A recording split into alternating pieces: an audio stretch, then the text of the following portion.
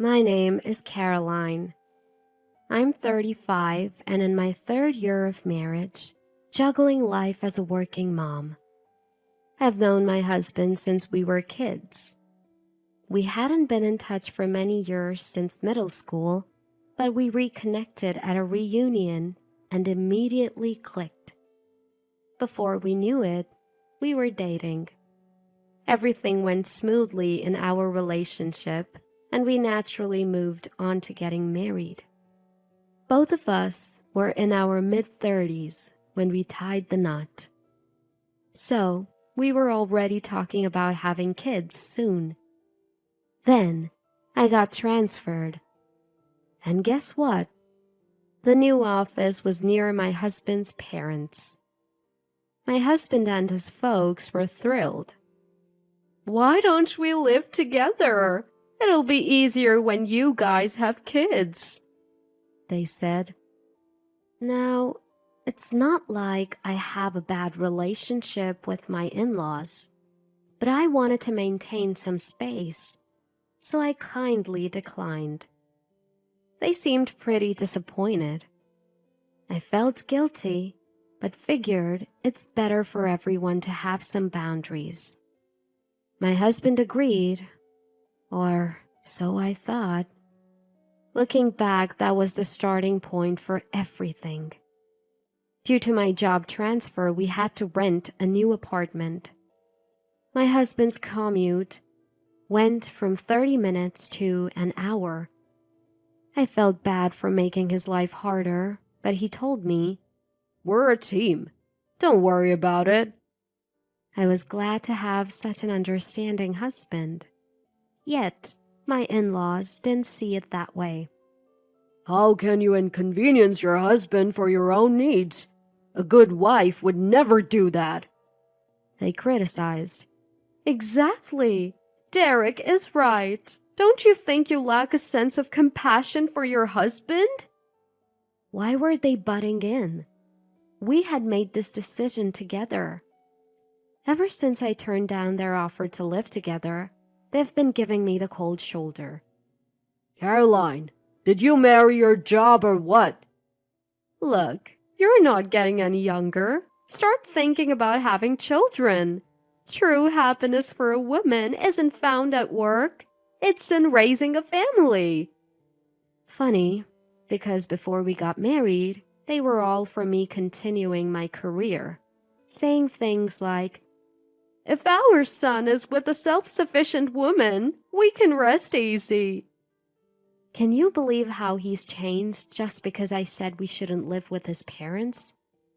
At first, my husband used to stand up for me, but now he's like, "Well, what Dad and Mom are saying makes sense. At this rate, what's even the point of us being married?" He's actually started saying things like that.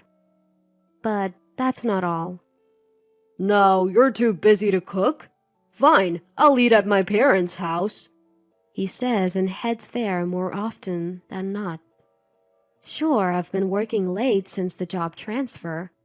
I've been doing my best with pre-made meals and takeout, but I guess that's not good enough for him. And then, the second I get home, the calls from my mother-in-law start. "What kind of wife can't even prepare a meal? Are you even aware you're married? You're just a freeloader." Hold on, I make money too. She ends the conversation with, "From now on, we'll feed him. So do whatever you want." Taking care of your married son's meals? Talk about helicopter parents. To begin with, my husband comes home at the same time every day. Shouldn't he be the one making dinner when I'm stuck at work? It's not just my in-laws, I'm also growing frustrated with my husband. Even with all these concerns, I still have one person on my side. "Hey, it's Uncle!" "Caroline, how are ya?" "I've been better." "What's wrong? You sound down." The caller was my late mother's real brother. I lost my parents in my 20s, so my uncle has been like a stand-in dad for me. I told my uncle in detail about my job transfer and my struggles with my in-laws. He listened to me intently, and for the first time in a long while, I felt at peace. My in-laws, huh? That's a real piece of work. You're telling me? It's like they're negating everything about me. Your husbands know better. He should be standing up for you. I know, right? It's just awful. When you're troubled or worried, nothing beats eating something delicious to take your mind off it. Come by sometime and I'll treat you to some good food. And bring your husband too. I'll give him a piece of my mind. My uncle owns a restaurant. When my parents were alive, we often dined at his place. Sounds good. We'll definitely stop by soon then. Anytime, Caroline. If you're struggling, call me, all right? Thanks, Uncle. Talking to Uncle made me feel so much better. It was a much-needed relief. One weekend, I was catching up on chores I couldn't get to during the week. My husband, meanwhile, was lounging on the sofa, doing nothing. Hey, can you help out? I'm tired too. Why? You're the woman. You should do it. What kind of logic is that? My mom never made my dad do chores. That's because she was a homemaker. I work full-time. What? You think you're better than my mom? That's not what I mean. You've become so unpleasant. Luco's talking. Ever since he started spending more time with his parents, he's been so hostile towards me. If this continues, our marriage could be at risk. To be a good partner, I decided to adjust my work schedule to come home at a more reasonable time. I figured this would reduce my husband's visits to his parents' house and give us a chance to reevaluate our relationship. I had to admit, I'd been using work as an excuse not to be emotionally available to my husband. From then on, I'd make an effort to come home early, cook dinner, and spend quality time together. Things started to look up. My husband's frequent visits to his parents' house dwindled, and our normal routine seemed to return. Or so I thought. Then came the curveball from his parents. Hey, Mom ordered steak delivery for tonight. Let's go eat there. What? I've already prepared dinner. But they've gone through the trouble of ordering. How could we say no? Well, I guess you're right. So my husband and I reluctantly decide to go to my in-laws'. Getting takeout all of a sudden, doesn't that seem a bit suspicious? Or is it just me who feels this way? Upon arriving at the in-laws, there was a plate from an upscale steak restaurant set out for each person. But there were only 3. Welcome, let's eat. My mother-in-law says cheerfully, as if I'm not even there, only to my husband. Ah, you made it. Today's steak is sirloin. My father-in-law chimed in, not even glancing my way, enjoying his steak and beer.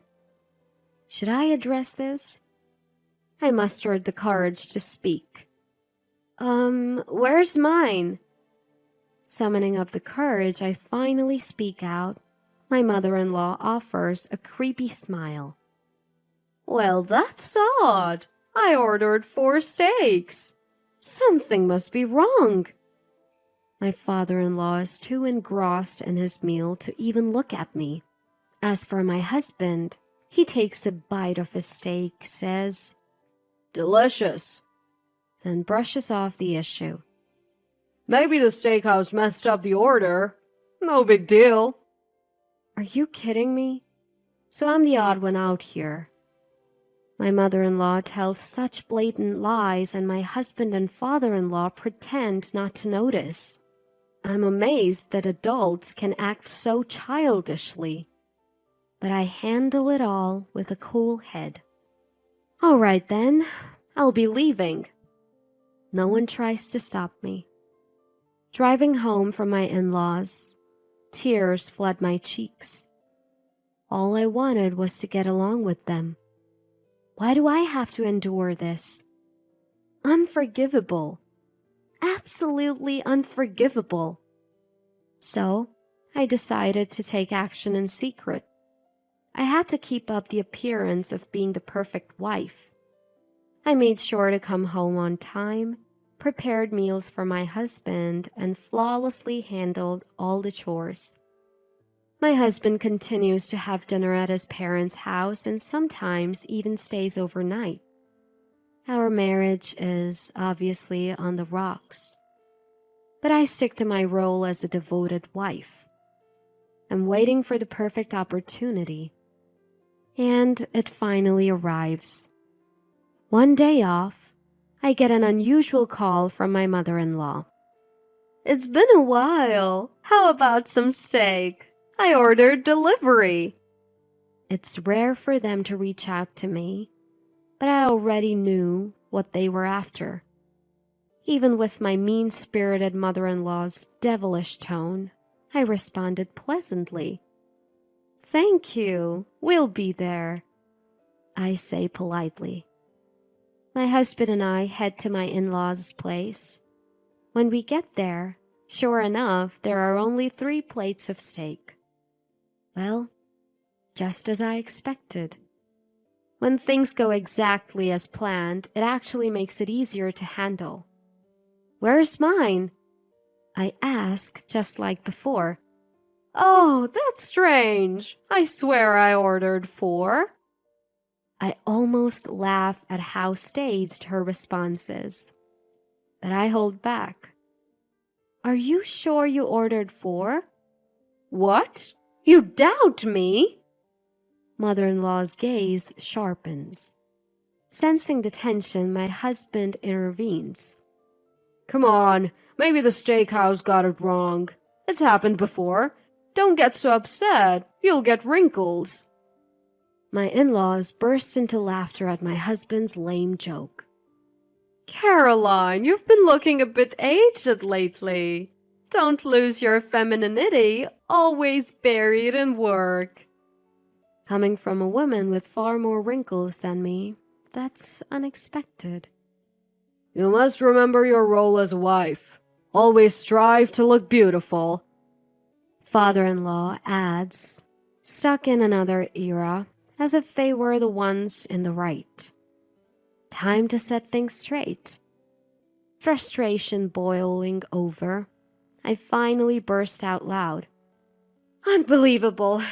What's wrong with this steakhouse? Messing up our order time and time again. They can't be serious. Yep, I'm calling them right now.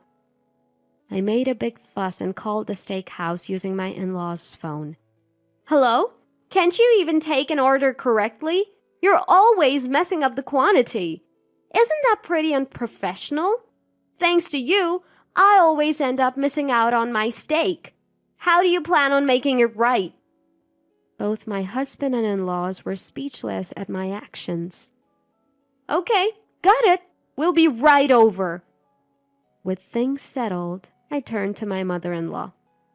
The steakhouse wants to apologize. How about we go there right now, mother-in-law? Apologize? Yes. They said they want to apologize in person for messing up our order so many times. They can't come now because they're open for business, so they asked if we could go to them. It's really a rude place, but they're willing to apologize. Let's go.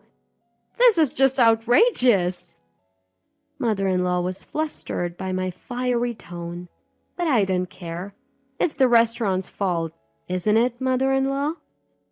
Caroline, you're blowing this way out of proportion. Just stop it. Why should I? They messed up, not me.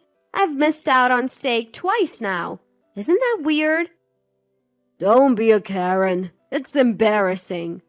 A Karen? What are you talking about? I have a legitimate complaint here. Mother-in-law, You surely wouldn't forget to order my portion, right? Yes, of course. Then let's go get that apology, shall we? I pulled my visibly shaken mother-in-law and we headed towards the restaurant. My father-in-law and husband also followed, sensing that this was no small matter. Time for a little payback. As we entered, a few customers were inside, and a man who appeared to be the master was grilling steaks behind the counter. I was the one who called earlier. Upon hearing this, the master came out from behind the counter to face us. I would like an apology for the messed up orders. I prepared the quantity exactly as I was told. In response to master's words, I feigned utter surprise. The patrons around us started murmuring, but I didn't mind. Everything had gone as planned so far. Time for the grand finale. What? So you're saying, mother-in-law, that you didn't even order food for me, your daughter-in-law? Why would you do that? Is this some sort of spite? Mother-in-law looked visibly rattled by my accusation. She never expected me, the wife, to fire back like this. No, that's not it. I genuinely made a mistake. But the waiter said everything was according to the order. I simply miscounted the number of dishes, all right? Can we go home now? What? You confused 3 with 4? Are you showing signs of dementia, mother-in-law? Caroline, that's way out of line. My father-in-law raised his voice, but I didn't back down. It's not normal to mix up 3 and 4. Just admit you did it to spite me. Everyone makes mistakes. Can't you understand that? Mistakes? This goes way beyond a simple mistake.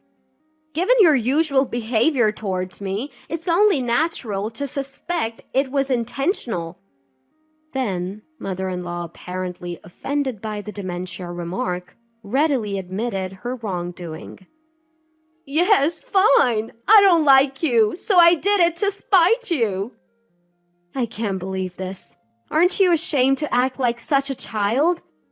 Didn't you learn in school not to do things that others dislike? This is not something a grown adult, let alone a senior, should be doing. Cornered by my logic, mother-in-law had no retort. Both my husband and father-in-law seemed stunned into silence. And as the icing on the cake, the other customers in the restaurant began to voice their support. Deliberate spite? Wow, didn't think that still happened. I can't believe it's them. Better keep my distance from now on. Mother-in-law looked shocked. No wonder why. Most of the patrons in the restaurant lived in the same neighborhood as my in-laws. No, wait! There's an explanation for... Too late. Feeling increasingly uncomfortable, the 3 of them hastily left the restaurant. Caroline, that was awesome. Master patted me on the shoulder. Sorry to drag you into this, uncle. Turns out, the steakhouse was actually owned by my uncle. I initially missed the restaurant's name, but later noticed it on a delivery bag. I'm really lucky, I guess, which made plotting this revenge quite easy. Whenever my in-laws invited me for steak, it was usually on the weekend following their pension payment. I had asked for my uncle's help to plan accordingly for this specific day. We even added some improvisational moments from regular customers my uncle knew well. My uncle had appealed. My dear niece is enduring persistent harassment. I could use your help. Thankfully, they were more than willing to play along. Having many of the in-laws as neighbors present really gave our plan a major boost. I wonder what kind of faces they're making right now. The thought alone kept me laughing. Eventually, my husband and I divorced. Despite my efforts to mend our relationship, it was clear he wasn't interested. So the path to divorce was pretty smooth. Luckily, as the one who caused the divorce, he didn't have much of a say in the negotiations. So, my meticulous play the good wife plan aimed at revenge worked like a charm. Later, I got a call from my ex-husband. He had moved back in with his parents and was shocked at how uncomfortable it was. Small towns, gossip spreads fast. Mom gets cold stares wherever she goes, and for some reason I'm being shunned too. Why, he wonders. The reason is pretty clear. Anyone who joins in the bullying with his annoying parents deserves to be avoided. You're clueless. This is all coming back to haunt you. Enjoy your time with mom and dad in your small town. Just be careful not to get kicked out by the community. What do you mean, kicked out by the community? I wanted to tell him to figure it out himself, but I don't owe this fool any more of my time. I quietly hung up. His parents are trying to marry him off again by taking him to all sorts of matchmaking parties. But for some reason, it's not working out. I mean, can you blame them? Caroline, you've got to find happiness, not just for yourself, but for your late parents too. My uncle said, grilling a sirloin steak across the counter. My latest indulgence is treating myself once a week at my uncle's place. Thank you, uncle. I can feel the tears coming. It must be too much pepper. It was a night where my uncle's kindness touched my heart.